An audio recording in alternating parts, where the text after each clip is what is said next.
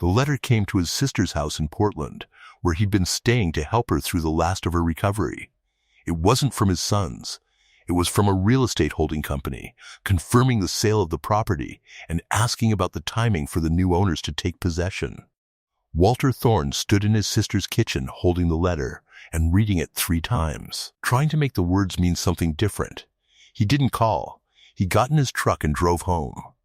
The orchard was gone when he got there. Or not gone, but sold. Which meant the trees were still standing, but they didn't belong to him anymore. Which meant they were already gone in the way that mattered. He sat in the truck at the gate for a long time and didn't get out. His 2 sons were waiting on the porch. David, the oldest, who managed a development company, and James, the middle one, who ran investments. They'd both left the farm 20 years ago and had been trying to get him to sell the place ever since. "Dad," David said, and there was something in the word. Relief, maybe, that it was done. "We know you're upset, but we made the best decision for everyone. The orchard hasn't been profitable in a decade. The trees are old. We got a fair price. Really fair. The money's already who bought it?" Walter asked. "A timber operation out of California," James said. "They're going to clear it for development. They were very clear that they're not interested in keeping the orchard as is. The land value is in the..." Walter turned and went back to the truck. He didn't raise his voice. He didn't argue. He started the engine and looked at his sons through the windshield and said the only thing that mattered. "Get in." The orchard had been in the family for 70 years, since Walter's father Thomas had planted the first trees in 1954, long before the property became valuable for development, when it was just land and a man's idea about what should grow there. Thomas had been a forester, a man who understood trees the way some people understand language or music, not as decoration but as a living text that told a story if you knew how to read it.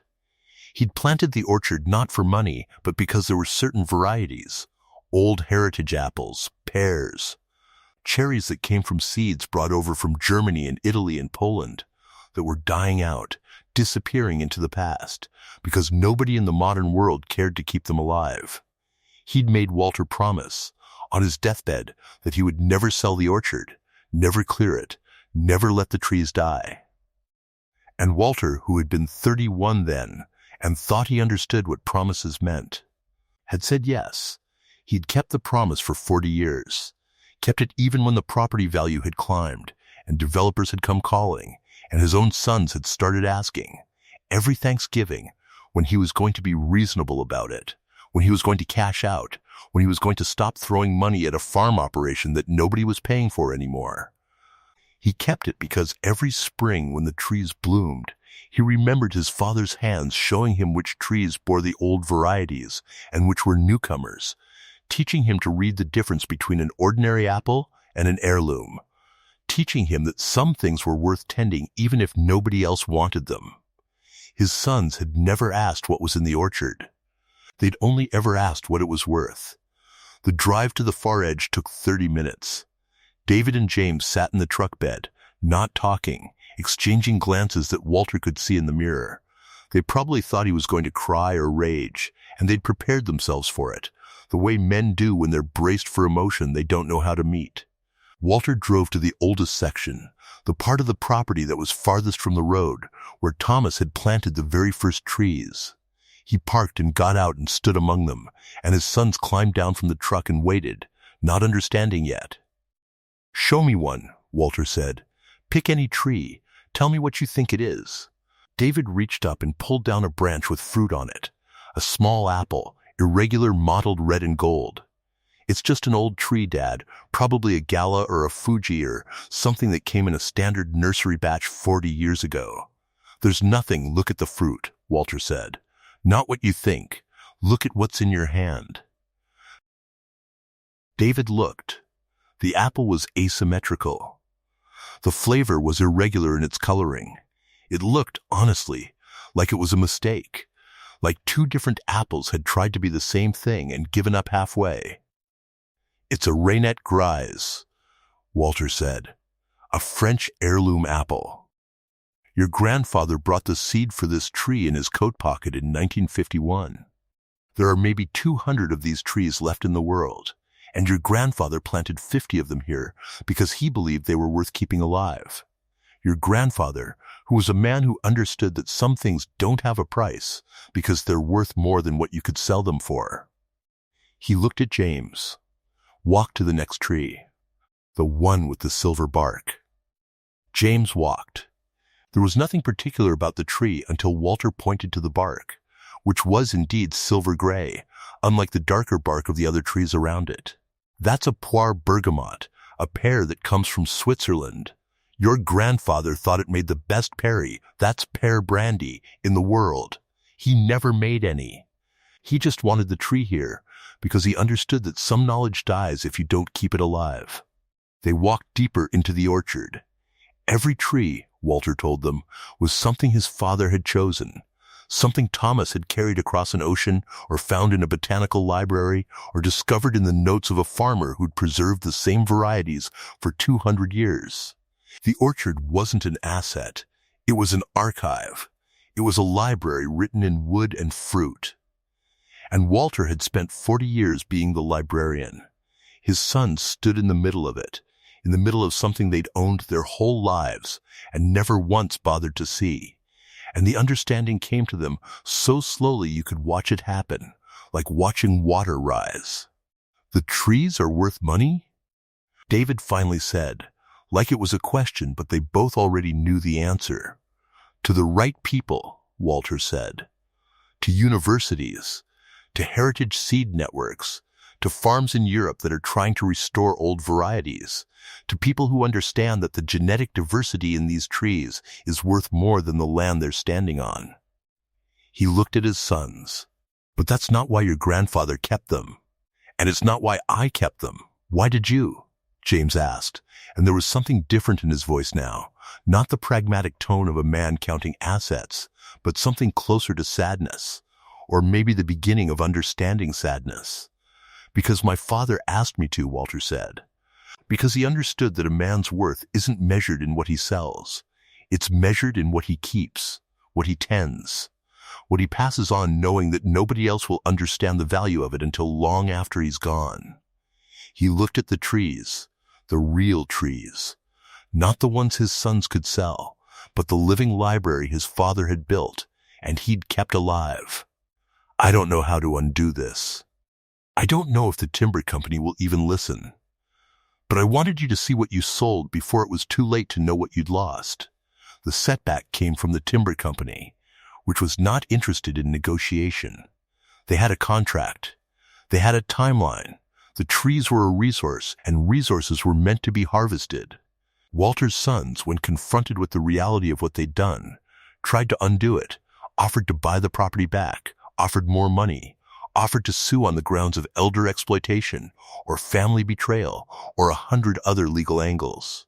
None of it worked. The sale was clean. The timber company had no reason to listen to a family that had already decided to sell.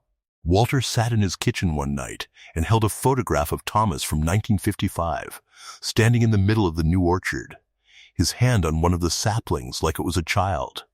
And Thomas, dead 50 years, seemed to be looking at his grandsons across the distance and shaking his head at what men did to the things other men built. The lowest point came a week later when the first chainsaw crew showed up at the far edge of the property. Walter stood at the gate and watched them start, and he could have stopped them, could have walked out there and made a scene that would have cost him the law but would have bought him time. He didn't. He sat in the truck and watched the first tree fall. A Rennet Grise that Thomas had planted 70 years before, and Walter understood, in the sound of it hitting the ground, what it meant to have kept a promise for 40 years and then, at the very end, to have been shown that keeping it meant nothing if the people you were keeping it for didn't understand why. He drove back to the house and found his sons in the kitchen, pale, watching the smoke rise from the distant trees. "I'm sorry," David said. "Dad, I'm sorry. We didn't know. We didn't understand what it was." "You didn't ask," Walter said, and his voice was quiet, and that was the cruelest thing, because anger would have been easier to live with. "I would have told you anything. I would have explained every tree. I would have taught you. All you had to do was ask." The turn came from an unexpected place. David, in his shame and his regret, started calling people, started calling agricultural universities, started calling heritage preservation societies, started calling the journalist who wrote about sustainable farming and old growth forests. And the story that emerged was not the story of a failure, but the story of a man who had kept something alive that the modern world had decided to discard. By the time the timber company had cut down 60 trees, the story had reached local news, regional news, and then national conservation networks. There were protests, there were legal challenges from environmental groups, and there was the discovery, from one of the agricultural experts David called, that the orchard contained at least 8 tree varieties that were genuinely endangered. Trees that existed in fewer than 500 specimens worldwide. Trees whose genetic material was valuable enough that their preservation was actually a scientific priority. The timber company, facing a fight they hadn't expected and lawyers they couldn't outrun, made an offer. They would sell the land back. They would take a loss. They would walk away. All Walter's sons had to do was meet their price. David and James paid it. They didn't hesitate. They signed the check and handed the land back to their father, and they didn't try to take it back again. The reckoning and the grace happened in the truck, driving back through the orchard in the aftermath. David, looking at the stumps where 60 trees had been, said the thing he probably shouldn't have said. I wish I could take it back. You can't, Walter said, but you can do something with what's left. You can help me restore it. You can learn what your grandfather knew. You can teach your own children, if you have them, what these trees are and why they matter. He looked at his son. Or you can sell it again to someone else and live with that decision. That's your choice. David started to cry. It wasn't the crying of a man who'd lost money. It was the crying of a man who'd finally understood that some things couldn't be priced, and that he'd spent his whole life pricing the wrong things. Walter didn't comfort him. That wasn't his way. He just kept driving, and when they got back to the house, he stopped and looked at both his sons and said the only thing that needed saying. Your grandfather built this. I kept it. Now it's yours to decide what to do with it. But if you sell it again, know that you're not just selling trees. You're selling the last of him. You're selling the work of a lifetime that nobody asked for and nobody understood. And you'll spend the rest of your life knowing that you had it and you let it go. He opened the door. So think hard about what you want to keep. Dakota 5 years later, the orchard was being restored. David had hired a horticulturist who specialized in heritage fruit trees. James had set up the legal framework to protect the property in perpetuity. It couldn't be sold, couldn't be developed, could only be used for agricultural and educational purposes. And Walter, who was 78 now and moving slower, was teaching again the way his father had taught him. A university had partnered with them. They were using the orchard as a living library of endangered fruit varieties. Students came to learn. Schools came to study genetics and biodiversity and the history of agriculture written in the shape of trees. And every year, the orchard produced fruit, and some of it was sold to fund the operation, and some of it was preserved. And some of it was given away to people who understood what it meant to eat an apple that had been alive for 70 years. Walter kept the original photograph on his desk, Thomas in 1955, hand on the sapling. And next to it, a new photograph, Walter, older now, hand on the same tree, which had survived the timber company and the chainsaws and the years of neglect, and was still bearing fruit. Still alive, still teaching anyone patient enough to listen. His sons had learned. They'd learned what their grandfather had known and what Walter had spent 40 years trying to preserve. That some things can't be measured in dollars. That legacy isn't in the money but in the keeping. That the work of tending something nobody else understands is the most important work there is. And every spring, when the old trees bloomed, Walter would stand among them and feel Thomas standing there too. And he'd say the line his father had lived by, the line Walter had finally taught his own sons to live by. An old tree doesn't stop giving. It just teaches you to be patient with what it gives. The orchard was old. the orchard would outlive them all. And that was the whole point, that some things were worth keeping, not because they were profitable, but because they connected you to everyone who came before and everyone who would come after. And that understanding, that connection, was the difference between a man who lived for what he could take and a man who lived for what he could give. If you've ever been shown what you sold too late to keep it and given the chance to restore it, tell us about it in the comments. We read them all. The moral runs as deep as an orchard's roots. Some things aren't assets to be liquidated. They're libraries written in living wood, and the man who keeps them alive is the man who actually understands what wealth means. Your grandfather's knowledge is worth more than the land it grows on, and if you sell the land before you understand that, you'll spend your whole life trying to buy it back. Tell us where you're listening from tonight, and about the person who kept something alive for you that you didn't understand the value of until it was nearly gone. If this story reached you, share it with someone who's standing in an orchard they don't yet recognize, or who's about to sell one.